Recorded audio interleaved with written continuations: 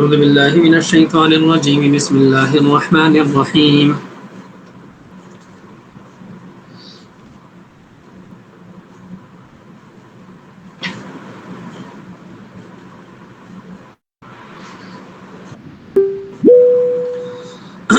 الأعراب أشد كفرا ونفاقا وأجدر ألا يعلموا حدود ما أنزل الله على رسوله والله عليم حكيم ومن الأعراب من يتخذ ما ينفق مغرما ويتربص بكم الدوائر عليهم دائرة السوء والله سميع عليم ومن الأعراب من يؤمن بالله واليوم الآخر ويتخذ ما ينفق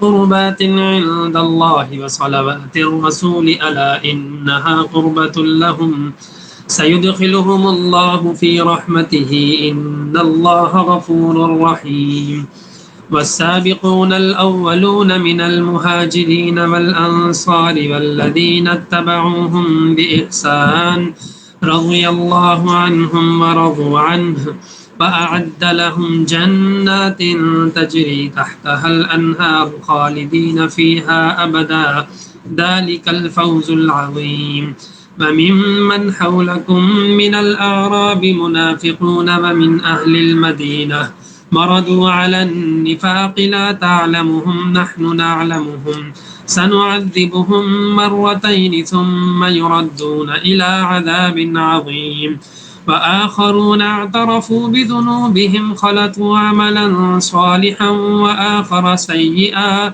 عسى الله أن يتوب عليهم إن الله غفور رحيم خذ من أموالهم صدقة تطهرهم وتزكيهم بها وصل عليهم إن صلاتك سكن لهم والله سميع عليم ألم يعلموا أن الله هو يقبل التوبة عن عباده ويأخذ الصدقات وأن الله هو التواب الرحيم وقل اعملوا فسيرى الله عملكم ورسوله والمؤمنون وستردون إلى عالم الغيب والشهادة فينبئكم بما كنتم تعملون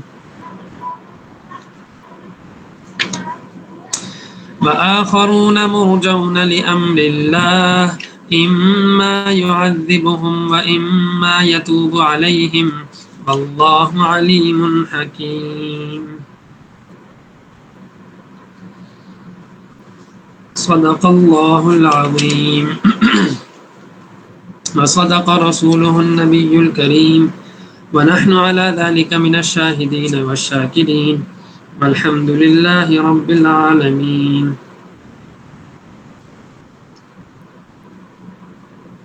رب اشرح لي صدري ويسر لي امري واحلل عقدة من لساني يفقهوا قولي واجعلني وزيرا من اهلي رب زدني علما وارزقني فهما. آیت نمبر 97 سے ہے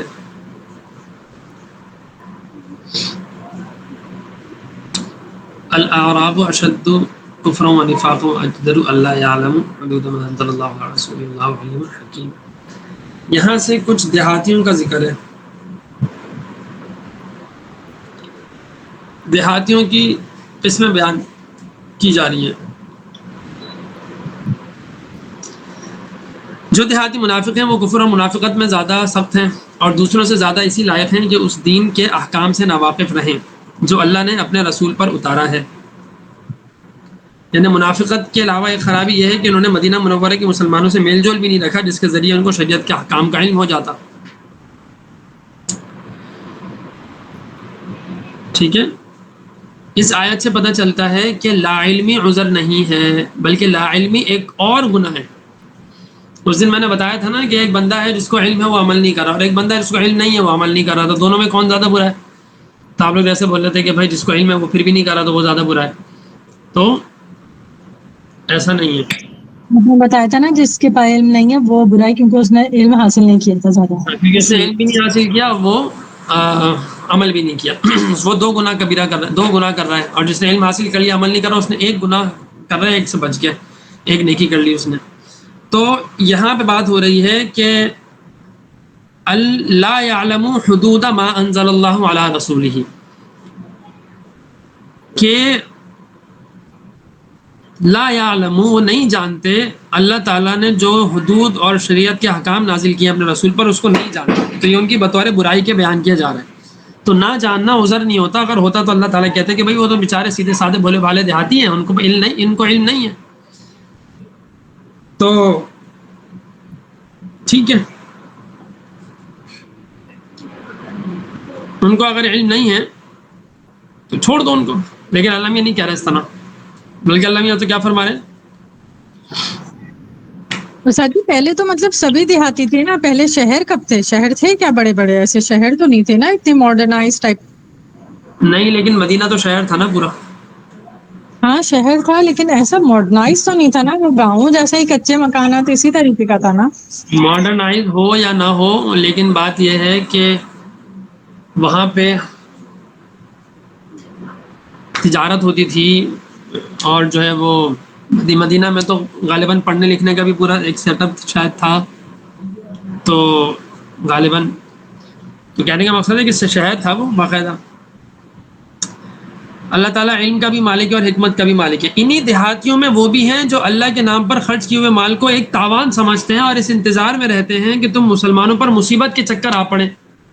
یعنی یہ لوگ چاہتے ہیں کہ مسلمان مصیبت کے ایسے چکر میں پڑ جائیں کہ ان لوگوں کو اس قسم کے احکام سے آزادی مل جائے جن پر عمل کرنا انہیں بہت مشکل معلوم ہوتا ہے. خاص طور سے غزوہ تبوک کے موقع پر ان لوگوں کو یہ امید لگی ہوئی تھی کہ اس مرتبہ مسلمانوں کا مقابلہ تو روم کی عظیم سلطنت سے ہے، رومن امپائر سے ہے، اب تو یہ ہاریں گے ہی ہاریں گے. تو اس لیے شاید اس بار وہ رومیوں کے ہاتھوں شکست کھا کر اپنی ساری طاقت کھو بیٹھیں گے. تو آگے اللہ تعالیٰ نے فرمایا کہ در حقیقت یہ لوگ نفاق کے چکر میں، خود نفاق کے چکر میں پڑے ہوئے ہیں، جو انہیں دنیا اور آخرت دونوں کی رسوائی میں مبتلا کر کے رہے گا. علیہم دائرۃ السوء واللہ سمیع علیم. تو حالانکہ حقیقت یہ ہے کہ بدترین مصیبت کا چکر تو خود ان پر پڑا ہوا ہے، اور اللہ ہر بات سنتا، سب کچھ جانتا ہے. ومن الاعراب، اچھا اب یہاں سے اعرابیوں کی یعنی دیہاتیوں کی ایک اور قسم بیان کی جا رہی ہے جو ایمان لے آئے، کہ انہی دیہاتیوں میں وہ بھی ہیں. یعنی اب تو حجت تمام ہو گئی نا. اگر یہ ہوتا ہے اللہ میاں ہمیں تو اپنے دیہات میں پتہ ہے کہ ہم تو ان پڑھ اجڑ جاہل گوار جٹ تھے، ہمیں کیا پتا. تو اللہ فرما رہے ہیں تم ہی دیہاتیوں میں تو یہ بھی ہیں کہ من یؤمن باللہ والیوم الآخر، جو اللہ پر اور یوم آخرت پر بھی ایمان رکھتے ہیں. وَيَتَّخِذُ مَا يُنْفِقُ قُرُبَاتٍ عِنْدَ اللَّهِ وَصَلَوَاتِ الرَّسُولِ، اور جو کچھ اللہ کے نام پر خرچ کرتے ہیں اس کو اللہ کے پاس قرب کے درجے، اللہ سے قریب ہونے کے درجے حاصل کرنے اور رسول کی دعائیں لینے کا ذریعہ سمجھتے ہیں کہ ہم یہ خرچ کریں گے تو اللہ کی قربت ملے گی اور رسول صلی اللہ علیہ وسلم کی دعائیں ملیں گی. دونوں پرسیپشن ہے، عمل ایک ہی ہے لیکن پرسیپشن میں بہت فرق ہے زمین و آسمان کا. ہاں الا انہا قربۃ لہم، ہاں یہ ان کے لیے یقیناً تقرب کا ذریعہ ہے. سیدخلہم اللہ فی رحمتہ، اللہ تعالیٰ نے یہ نہیں کہا کہ میں ان پر رحمت برساؤں گا، اللہ نے کہا اللہ تعالیٰ ان کو اپنی رحمت میں داخل کر دے گا. ٹھیک ہے، ان قریب اللہ ان کو اپنی رحمت میں داخل کر دے گا، یعنی وہ تو رحمت میں ڈوب جائیں گے پھر تو. ان اللہ غفور الرحیم، بے شک اللہ غفور اور رحیم ہے، مغفرت کرنے والا، رحم کرنے والا ہے. والسابقون الاولون من المہاجرین والانصار والذین اتبعوهم باحسان رضی اللہ عنہم ورضوا عنہ. اب صحابہ کی بات ہو رہی ہے، بات صحابہ کی، جیسے یہاں سے بھی صحابی کی بات چل رہی تھی، یعنی دیہاتیوں میں جو ایمان لیا وہ صحابی تو ہو گئے نا. اس کے بعد اللہ فرما رہے ہیں آیت نمبر 100 میں کہ اور مہاجرین اور انصار میں سے جو لوگ پہلے ایمان لائے، سابقون الاولون، جو پہلے ایمان لائے، نیکیوں میں آگے بڑھ گئے، اور جنہوں نے نیکی کے ساتھ ان کی پیروی کی، اللہ ان سب سے راضی ہو گیا. یعنی جو پہلے ایمان لائے وہ اور جو بعد میں ایمان لائے وہ سب ٹھیک ہے، درجے میں برابر نہیں ہے. لا يستوي منكم من انفق من قبل الفتح وقاتل اولئك اعظم درجہ، کہ پہلے صلح حدیبیہ فتح مکہ سے پہلے ایمان لانے والے اور فتح مکہ کے بعد ایمان لانے والے یہ برابر نہیں ہے. خود قرآن نے بیان کیا صحابہ برابر نہیں ہے. اولئک اعظم درجہ، یہ زیادہ درجے والے ہیں جو پہلے ایمان لائے. من الذین انفقوا من قبل الفتح وقاتل، ہاں یہی ہے، ٹھیک ہے، اولئک اعظم درجہ. لیکن وَكُلًّا وَعَدَ اللَّهُ الْحُسْنَى، تمام صحابہ کے لیے جنت، پہلے ایمان لائے بعد میں ایمان لائے، جنت تمام صحابہ کے لیے. یہاں بھی جو ہے والسابقون الاولون، پہلے مہاجرین اور انصار میں سے جو پہلے ایمان لائے، خاص طور میں مہاجرین، بلکہ انصار بھی شامل ہو جائیں گے ویسے تو، اور جنہوں نے نیکی کے ساتھ ان کی پیروی کی، رضی اللہ عنہم ورضوا عنہ، اللہ ان سب سے راضی ہو گیا اور وہ اس سے راضی ہیں. وَأَعَدَّ لَهُمْ، اور تیار کی ہے اللہ نے ان کے لیے، جنات تجری تحتها الانہار خالدین فیہا ابدا، ایسی جنتیں ہیں جن کے نیچے نہریں بہتی ہیں، اس میں ہمیشہ رہیں گے. ذالک الفوز العظیم، یہی ہے جو بہت بڑی کیا ہے، کامیابی ہے. آیت نمبر 89 میں دیکھیں، اعد اللہ لہم جنات تجری من تحتها الانہار خالدین فیہا ذالک الفوز العظیم. دونوں جگہ کیا ہے، ذالک الفوز العظیم، یعنی جنت میں جانے کو اللہ قرآن میں فرما رہے ہیں ذالک الفوز العظیم. ٹھیک ہے، یہاں میں رابعہ بصریہ والی بات نقل کرنا ضرورت نہیں ہے کیونکہ میں پہلے اس میں بیان کر چکا ہوں. وَمِمَّنْ حَوْلَكُمْ مِنَ الْأَعْرَابِ مُنَافِقُونَ وَمِنْ أَهْلِ الْمَدِينَةِ، اور تمہارے ارد گرد جو دیہاتی ہیں ان میں بھی منافق لوگ موجود ہیں، اور مدینہ کے باشندوں میں بھی. پہلے جن دیہاتیوں کا ذکر آتا ہے مدینہ منورہ سے دور رہتے تھے، اب ان دیہاتیوں کا ذکر ہے جو مدینہ منورہ کے آس پاس رہتے تھے، اور خود مدینہ منورہ کے باشندوں میں ان منافقین کا نفاق آپ صلی اللہ علیہ وسلم کو بھی معلوم نہیں تھا. تو تمہارے ارد گرد جو دیہاتی ہیں ان میں بھی منافق لوگ موجود ہیں، اور مدینہ کے باشندوں میں بھی منافق لوگ موجود ہیں. یہ لوگ منافقت میں اتنے ماہر ایکسپرٹ ہو گئے ہیں کہ تم انہیں نہیں جانتے، ہاں انہیں ہم جانتے ہیں. ان کو ہم 2 مرتبہ سزا دیں گے، پھر ان کو ایک زبردست عذاب کی طرف دھکیل دیا جائے گا. 2 مرتبہ سزا دینے کی تشریح تو مختلف طریقوں سے کی گئی ہے، صحیح مراد تو اللہ تعالیٰ کو ہی پتہ ہے، لیکن بظاہر ایک سزا تو یہ ہے کہ انہوں نے مسلمانوں کی شکست کی جو آس لگائی ہوئی تھی وہ پوری نہیں ہوئی، تو ظاہر بات ہے جلیں گے، کڑیں گے، مریں گے اپنے غم میں، اپنے غصے میں. اور مسلمان غزوہ تبوک سے صحیح سلامت واپس آ گئے، تو یہ بذات خود ان منافقوں کے لیے ایک سزا تھی. اور دوسرے بہت سے منافقوں کا نفاق کھل گیا اور ان کو دنیا ہی میں ذلت اٹھانی پڑی. تو اس طرح سے یہ دو سزا ان کو مل گئی، پھر آخرت میں تو سزا ملے گی. وآخرون اعترفوا بذنوبہم، اور انہیں میں سے کچھ لوگ ایسے ہیں جنہوں نے اپنی کوتاہیوں کا اعتراف کر لیا، اپنی کمی کوتاہی غلطی کو مان لیا، انہوں نے ملے جلے عمل کیے ہیں، کچھ نیک کام کیے، کچھ برے کام کیے. خلطوا عملا صالحا وآخر سیئا، اور کچھ اچھے کام ہیں کچھ برے کام ہیں. تو کچھ اچھے برے کام تو ہیں، لیکن عسى اللہ ان یتوب علیہم، کیا پتہ اللہ ان کو معاف ہی کر دے. امید ہے کہ اللہ ان کی توبہ قبول کر لے گا. ان اللہ غفور الرحیم، بے شک اللہ بڑی مغفرت کرنے والے اور بڑی رحم کرنے والے ہیں. منافقین تو اپنی منافقت کی وجہ سے غزوہ تبوک میں شامل نہیں ہوئے تھے اور اب تک انہی کا ذکر ہوتا رہا ہے، لیکن مخلص مسلمانوں میں بھی کچھ لوگ ایسے تھے جو سستی کی وجہ سے جہاد میں جانے سے رہ گئے تھے. حضرت عبداللہ بن عباس رضی اللہ عنہ کی روایت کے مطابق یہ کل 10 حضرات تھے، ان میں سے 7 کو اپنی سستی پر اتنی سخت شرمندگی ہوئی کہ ابھی آپ صلی اللہ علیہ وسلم تبوک سے واپس بھی نہیں پہنچے تھے کہ خود آپ نے آپ کو سزا دینے کے لیے مسجد نبی پہنچ گئے اور اپنے آپ کو مسجد کے ستونوں سے باندھ گئے اور یہ کہا کہ جب تک آپ صلی اللہ علیہ وسلم خود ہمیں معاف کر کے نہیں کھولیں گے ہم انہی ستونوں سے بندے رہیں گے. جب آپ کی واپسی کا وقت قریب تھا اور جب آپ واپس تشریف لائے اور آپ نے انہیں بندھا ہوا دیکھا تو پوچھا کہ کیا بات ہے، اس پر پتہ آپ کو علم ہوا کہ انہوں نے اس لیے اپنے آپ کو باندھ رکھا ہے. آپ صلی اللہ علیہ وسلم نے فرمایا کہ اب میں بھی ان لوگوں کو اس وقت تک نہیں کھولوں گا جب تک اللہ تعالیٰ خود انہیں کھولنے کا حکم نہیں دے گا. اس موقع پر یہ آیت نازل ہوئی، ان کی توبہ ان کی توبہ قبول کر لی گئی اور انہیں کھول دیا گیا. ٹھیک ہے، ان 7 حضرات میں سے حضرت ابو لبابہ رضی اللہ عنہ بھی تھے جن کے نام سے ایک ستون اب بھی مسجد نبوی میں موجود ہے اور اسے استوانہ التوبہ بھی کہا جاتا ہے. ایک روایت یہ بھی ہے کہ انہوں نے اس ستون سے اپنے آپ کو اس وقت باندھا تھا جب بنو قریظہ کے معاملے میں ان سے غلطی ہو گئی تھی، لیکن حافظ ابن جریر رحمۃ اللہ علیہ نے اسی کو ترجیح دی ہے کہ یہ واقعہ تبوک سے متعلق اور اسی کے بارے میں آیت نازل ہوئی ہے. ٹھیک ہے، ابن جریر کی تفسیر میں یہ بات لکھی ہے. باقی 3 حضرات جو تبوک نہیں گئے تھے اس کا ذکر آگے آیت نمبر 106 میں آ رہا ہے. اس آیت نے یہ واضح کر دیا کہ اگر کسی سے کوئی گناہ ہو جائے تو اس سے مایوس ہونے کی بجائے توبہ کی طرف متوجہ ہونا چاہیے اور غلطی کی تعویل کرنے کی بجائے ہر ممکن طریقے سے اپنی غلطی کا پر اظہار ندامت جو شریعت نے بتایا ہے ان طریقوں سے اظہار ندامت کرنا چاہیے. ٹھیک ہے،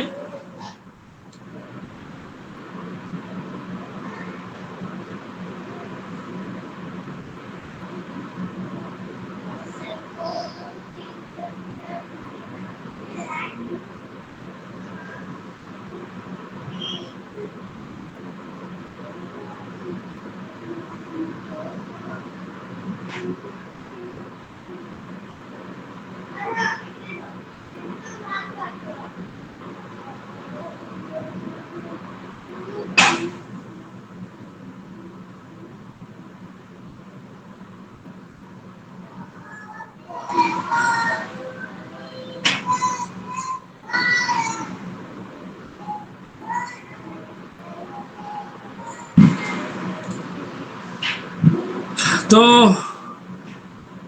ایسے لوگوں کے لیے اللہ تعالیٰ نے یہ امید دلائی کہ انہیں معاف کر دیا جائے گا. ٹھیک ہے.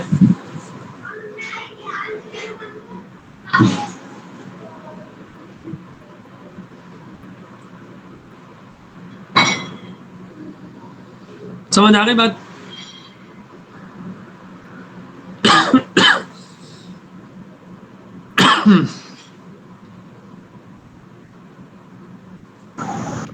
جی استاد جی.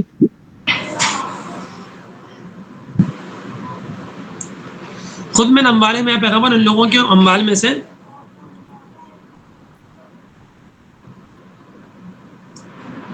اچھا بے شک اللہ بہت غفور اور رحیم ہے. ان لوگوں کے اموال میں سے صدقہ وصول کر لو جن کے ذریعے تم انہیں پاک کر دو گے اور ان کے لیے باعث برکت بنو گے. یہی حضرات جنہوں نے توبہ کے طور پر اپنے آپ کو ستونوں سے باندھ لیا تھا، جب ان کی توبہ قبول ہوئی اور انہیں آزاد کر دیا گیا تو انہوں نے شکرانے کے طور پر اپنا مال صدقے میں دینے کے لیے آپ صلی اللہ علیہ وسلم کی خدمت میں پیش کیا. آپ نے شروع میں فرمایا کہ مجھے تم سے کوئی مال لینے کا حکم نہیں دیا گیا. اس پر یہ آیت نازل ہوئی کہ آپ ان سے صدقہ قبول کر لیں. آیت میں صدقے کی دو خاصیت بیان فرمائی گئی ہے. ایک یہ کہ وہ انسان کو گناہوں اور برے اخلاق سے پاک ہونے میں مدد دیتا ہے، اور دوسرے یہ کہ اس سے انسان کی نیکیوں میں برکت اور ترقی ہوتی ہے. خذ من اموالہم صدقۃ تطہرہم وتزکیہم بہا وصلی علیہم. کیا مطلب؟ خذ من اموالہم صدقۃ تطہرہم اور وتزکیہم بہا.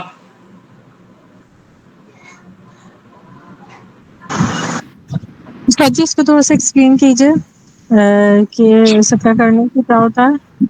ایک تو گناہوں سے بچتے ہیں کرنے اور سے آپ کو برے اخلاق میں پاک ہونے میں مدد ہوتی ہے. برے اخلاق کے پاک ہونے میں. ہاں برے اخلاق کے پاک ہونے میں کہہ رہے ہیں. ہاں نا، برے اخلاق ختم ہوتے ہیں نا. آپ جب صدقہ کرتے ہیں تو اس سے آپ کے اخلاق کی اصلاح ہوتی ہے. پھر بتزکیہم، اس سے آپ کا تزکیہ نفس ہوتا ہے. ٹھیک ہے. اور نیکیوں میں برکت اور ترقی ہوتی ہے.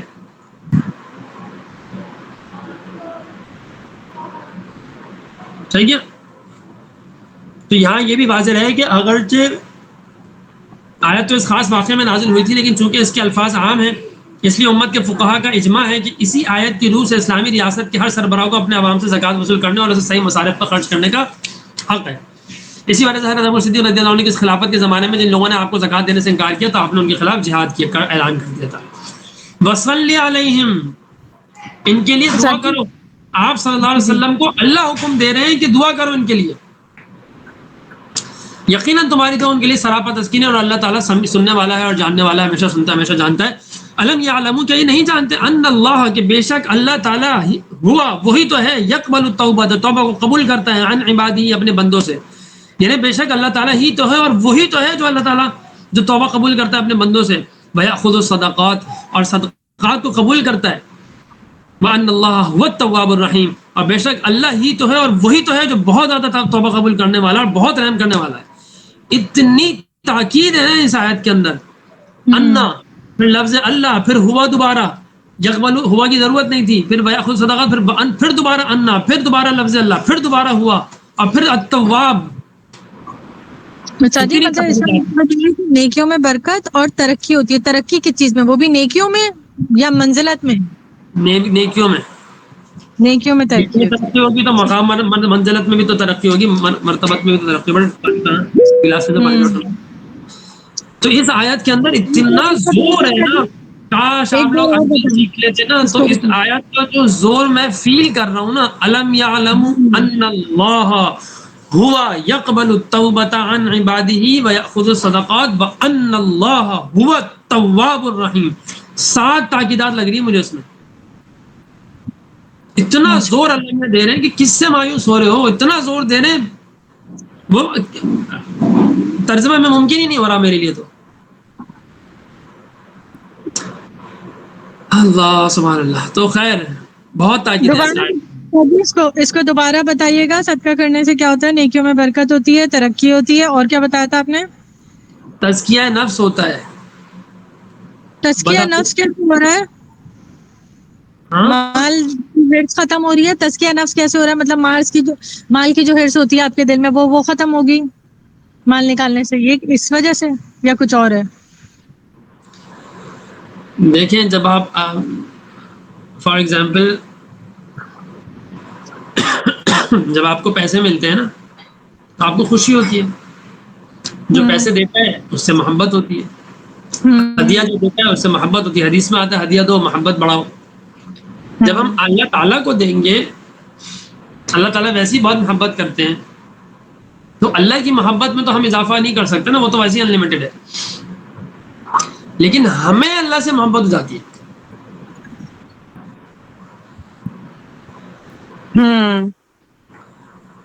تو تزکیہ نفس اور تطہیر قلوب, تزکیہ نفس اور تطہیر قلب, صدقہ دینے سے یہ دونوں کام ہو جاتے ہیں.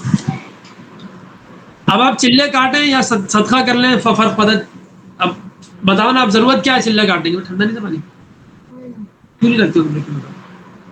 آپ لوگ بھی گاڑی نا بوتل بھر کے فریزر میں کیوں نہیں رکھتے؟ اور کیا ہوتا ہے استاد جی؟ نیکیوں میں برکت ہو رہی ہے, نیکیوں میں منزلت آپ کو مل رہی ہے, ترقی ہوتی ہے, تزکیہ قلوب, تزکیہ نفس ہوتا ہے, اور ادھر اللہ آؤ سے. اور بتائیں.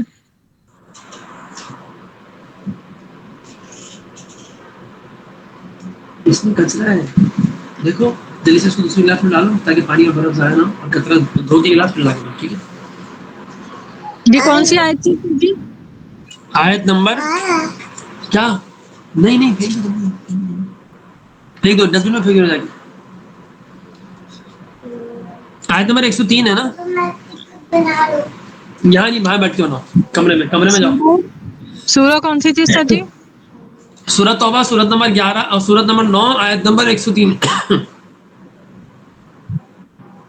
صحیح.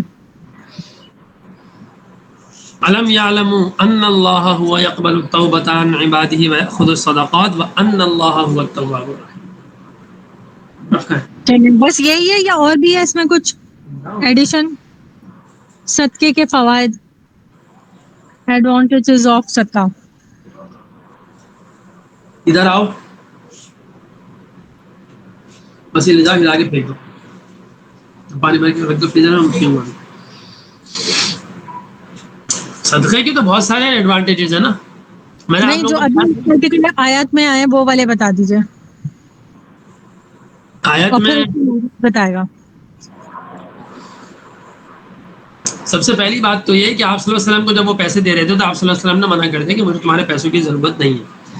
تو اللہ نے آیت نازل کی کہ بھائی آپ کو صدقہ دے رہے ہیں تو آپ ان سے خذ من اموالہم صدقۃ, آپ ان کے مال میں سے جو وہ مال آپ کو دے رہے ہیں وہ صدقے کے طور پہ لے لیں. اللہ کے نبی کو آسمان سے حکم دیا کہ لے لو, عظمت کے لیے یہی کافی تھا. پھر منافق تھے ہاں یہ, منافق تھے نہیں نا, صحابہ تھے نا. صحابہ تھے, ہاں تو پھر صحابہ سے کیوں نہیں لے رہے تھے آپ صلی اللہ علیہ وسلم؟ مطلب کہہ رہے تھے ٹھیک ہے تمہاری توبہ قبول ہو گئی, صدقے کی ضرورت تھوڑی ہے. اچھا ٹھیک ہے. کیوں دے رہے ہو مطلب؟ لیکن آپ نے تو ہمیں ہمیشہ یہ کہا ہے کہ مطلب صدقہ کریں ہر چیز میں نا, آپ تو ہمیشہ یہی بولتے ہیں نا. ہاں تو اس لیے بولتا نا کہ آیت نازل ہو گئی, اس کے بعد اللہ کے نبی بھی یہ کہتے تھے. اچھا ٹھیک.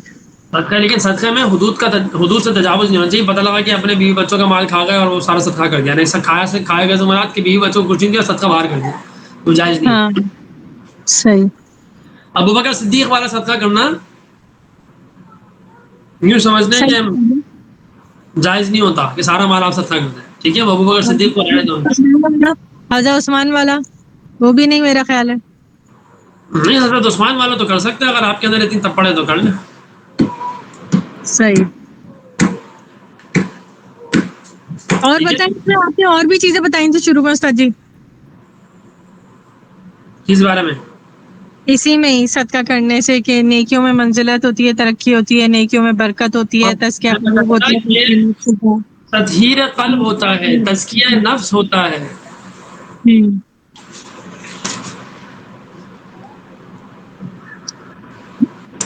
برے اخلاق سے بچنے میں مدد ملتی ہے, نیکیوں میں برکت ہوتی ہے, ترقی ہوتی ہے. اور پھر اللہ تعالیٰ کو, اللہ کے نبی کو حکم دیا اللہ تعالیٰ نے, وصلی علیہم, ان کے لیے دعا کرو.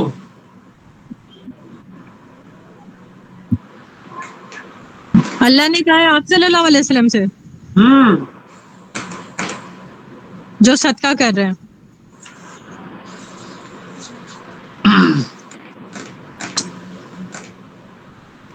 ان صحابہ کے بارے میں ہے ویسے اصل بات تو، لیکن عمومی طور پہ ہم بھی اس کے اندر شامل ہو سکتے ہیں انشاءاللہ تعالی.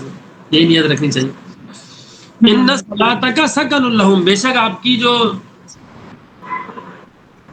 کیا کہتے ہیں جو دعا ہے ان کے لیے سکون ہے، تسکین ہے. واللہ سمیع علیم. الم یعلموا ان اللہ هو يقبل التوبۃ عن عباده ويأخذ الصدقات وان اللہ هو التواب الرحیم. کیا یہ نہیں جانتے کہ اللہ ہی تو ہے، بے شک اللہ ہی تو ہے جو توبہ قبول کرتا ہے اپنے بندوں کی اور صدقات قبول کرتا ہے، اور بے شک اللہ ہی تو ہے اور وہی تو ہے جو توبہ بہت زیادہ توبہ قبول کرنے والا اور بہت زیادہ رحم کرنے والا ہے. یہ نہیں جانتے کیا؟ وقل اعملوا، اور آپ کہہ دیجئے عمل کرتے رہو، نیک عمل کرتے رہو.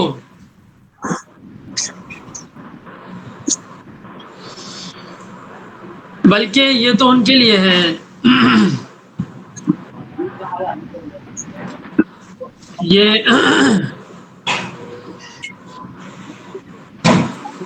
اس آیت میں ایک اور بات بھی ہے کہ توبہ کرنے کے بعد ڈھیلا نہیں پڑ جانا چاہیے کہ توبہ کر دی اللہ نے معاف کر دیا چلو بھائی مزے ہیں اب تو بیٹھ جاؤ. نہیں، اعملوا، عمل کرو، عمل ضرور کرو. وقل اعملوا فسيرى الله عملكم ورسوله والمؤمنون.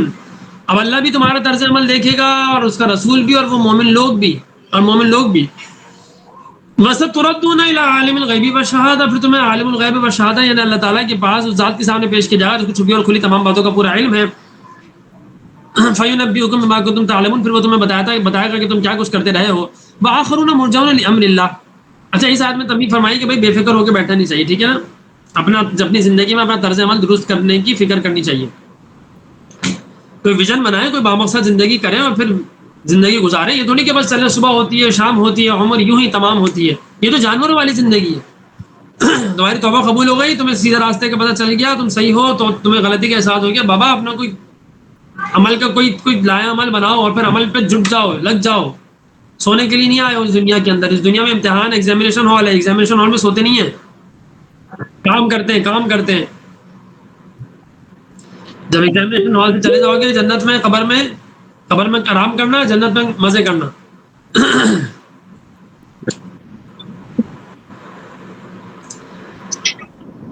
تو یہاں پہ کیا ہے، ابھی کام کرو، تو مقصد بناؤ، تو ویژن بناؤ. میں تو سوچ رہا ہوں آپ لوگوں کو نا میں یہ بھی کرا دوں ویژنس وغیرہ کے حوالے سے نا، goal setting, visions, purpose in the life. کروا دیں استاد جی.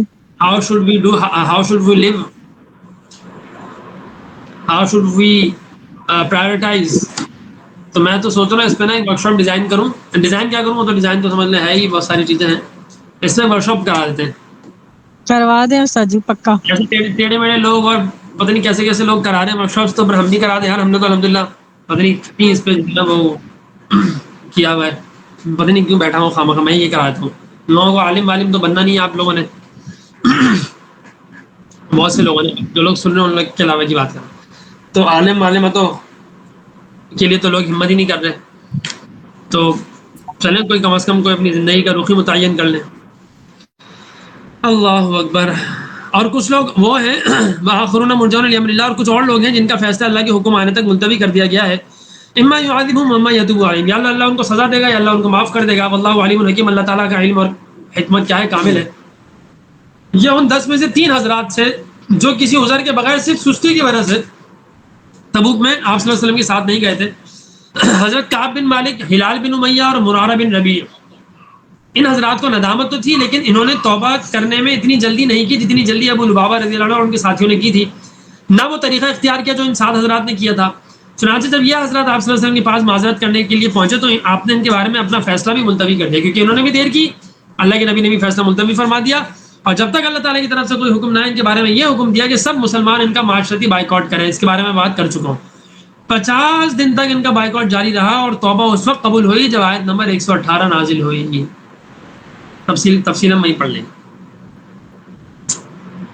وعلى الثلاثة الذين خلفوا حتى إذا ضاقت عليهم الأرض بما رحبت وضاقت عليهم أنفسهم وظنوا أن لا ملجأ من الله إلا إليه. ایسی آیت ہے نا یہ، اوئے ہوئے جان نکل جاتی ہے ان کو سوچ کے نا صحابہ کا کیا حال ہو گیا ہوگا. اور قرآن نے کیا ان کی کیفیت کو بیان کیا ہے الفاظ میں. آئیے آگے آیت ہم دیکھ لیں. والذین اتخذوا مسجدا ضرارا وكفرا وتفریقا بین المؤمنین وارصادا لمن حارب الله ورسوله من قبل ولا يحلفن ان اردنا الا الحسنى والله يشهد انهم لكاذبون لا تقم فيه ابدا لمسجد اسس على التقوى من اول يوم احق ان تقوم فيه رجال يحبون ان يتطهروا والله يحب المطهرين.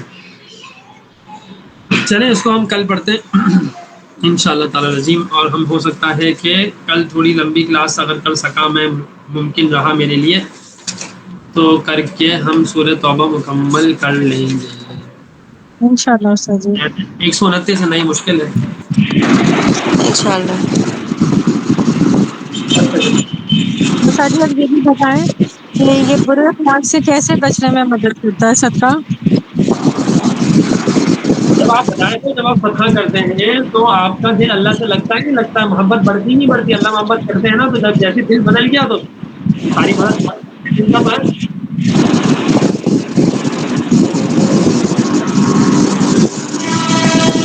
تو پھر ایسے تو استاد جی بہت ساری چیزیں سدھریں گی, برے اخلاق ہی سدھریں گے اور بھی چیزیں نہیں سدھریں گی. اور ساری چیزیں بدل جائیں گی.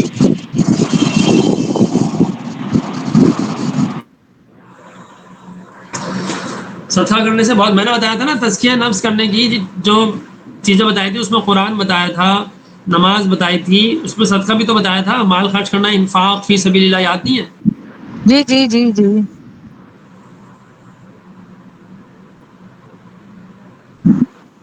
صدقے پہ تو آپ بار بار بار بار بار بار جو ہے نا وہ ایک مارتے رہا کریں کہ صدقہ کا جو ہے وہ تو آپ ہر وقت کرتے رہے نا. ہاں جتنی استطاعت ہے, ایسا نہ ہو کہ بہت زیادہ ہی کر دیں اور پھر جو ہے وہ بعد میں پریشانی ہو, ایسا نہیں ہے. ہاں ٹھیک ہے, سوال ہے تو کر لیں. اور یہ آج کوئی بھی نہیں آیا, آپ دونوں ہی ہیں خالی, تو جو لگ رہا ہے شاید لائٹ کا ایشو ہوگا استاد جی اس وجہ سے.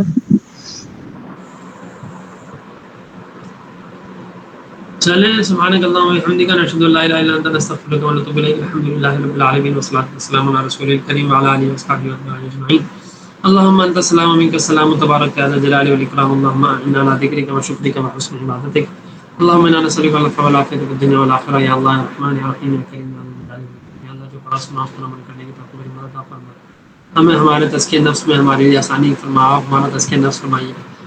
آپ صلی اللہ علیہ وسلم نے جو خیریں مانگی ساری خیرات عطا فرمائیے, جن شروع سے پناہ مانگی جو شروع رکھتے ہیں سب سے پناہ عطا فرمائیے, خیرات عطا فرمائیے, ساری خیرات عطا فرمائیے. ربنا تقبل منا انك انت السميع العليم وتب علينا انك انت التواب الرحيم. وصلى الله تعالى على خير خلقه محمد وعلى اله واصحابه واتباعه اجمعين. امين بحرمة سيدنا صلى الله عليه وسلم.